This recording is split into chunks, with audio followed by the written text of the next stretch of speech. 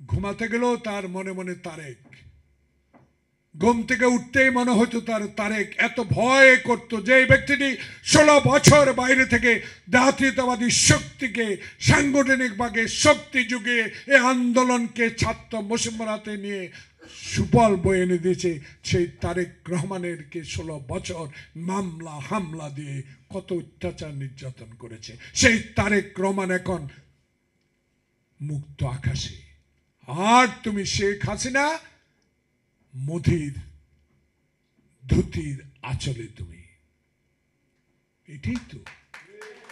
এটাই তো রাজনীতি। কারণ তুমি কোনোদিনও বিশ্বাস করতে না বাংলাদেশ, তুমি বিশ্বাস করতে তোমার বাবাই দেশ স্বাধীন করেছে, তোমার দল বিশ্বাস করতো, আমার ওবায়দুল কাদের কাকু বিশ্বাস করতো কোনোদিনও ক্ষমতা বিএনপি আওয়ামী লীগ ছাড়বে না। তার অহংকার, তার কথা। এই চট্টগ্রামের একজন ফরেন মিনিস্টার ছিলেন, তিনিও যেসব কথা বলতেন আজকে কোথায় তারা? কাকায় বলতো পালাবো না, পালায় না, আওয়ামী লীগ পালাতে পারে না। লজ্জা হয় না আপনাদের? পালিয়ে বেড়াচ্ছেন। বেগম জিয়া তো পালায় নাই,